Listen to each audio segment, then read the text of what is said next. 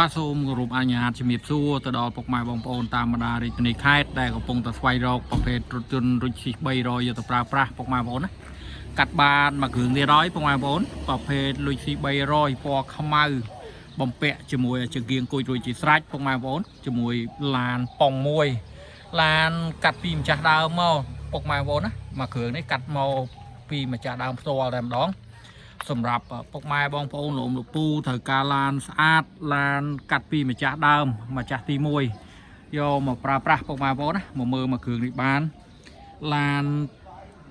ស្អាតពុកម៉ែបងប្អូនណាមកគ្រឿងនេះអត់មានកន្លែងបុកប៉ះទេពុកម៉ែបងប្អូនជាមួយមកគ្រឿងនេះទឹកថ្នាំអីនៅស៊ីនច្រើនបងប្អូនណា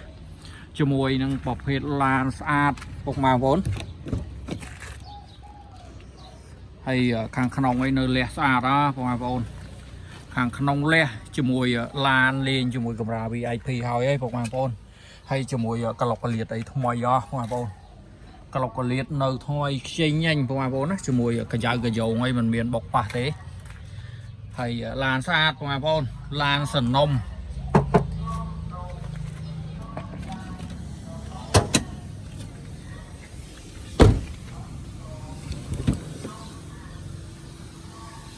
សម្រាប់ពុកម៉ែបងប្អូនចង់បានឡានស្អាតឡានសនំពុកម៉ែបងប្អូនមកមើលមកគ្រឿងនេះបានខាងក្នុងអីក្លុកផលិតអីទឹកថ្នាំនៅស៊ីនទាំងអស់តែម្ដងពុកម៉ែបងប្អូនហើយក្នុងអីនៅស្អាតពុកម៉ែបងប្អូនសម្រាប់ពុកម៉ែបងប្អូនចង់បានឡានស្អាតឡានលះមកមើលមកគ្រឿងនេះបានពុកម៉ែបងប្អូនជាមួយសបកកង់អីនៅស្អាតពុកម៉ែបងប្អូនណាហើយនៅក្រោយអីសាច់ថ្នាំអីនៅស្អាតហើយជាមួយនឹងកាមេរ៉ាក្រោយហើយកាមេរ៉ាយ៉ែក្រោយហើយជាមួយឡានផ្លាកលេខជាន់ខ្ជួកោតវែងហើយបងប្អូន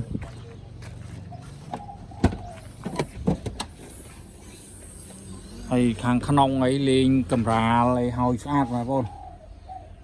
កាមេរ៉ាស្អាតហើយជាមួយក្លុកកលៀត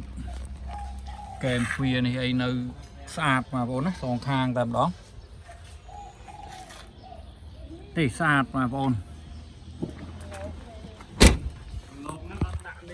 ហើយបាតក្រោមបងប្អូនណាឡានប៉ុងមួយបាតក្រោមថ្មីលះអត់មានពុកអត់មានច្រេះទេបងប្អូនឡានស្អាត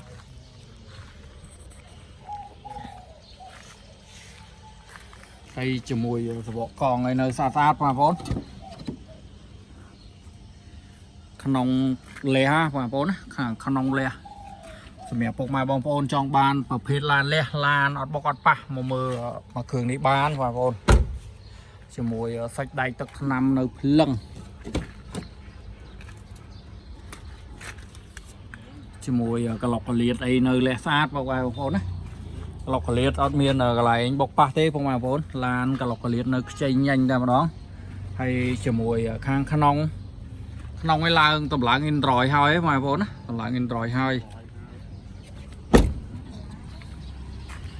ជាមួយឯកសារអីគ្រប់បងប្អូនឯកសារគ្រប់ជាមួយឈៀក2028បងប្អូនហើយជើងគៀងគុជទៅតែតម្លើងថ្មីទេបងប្អូនណាភ្លឺបានឆ្ងាយល្អមកគ្រឿងនេះ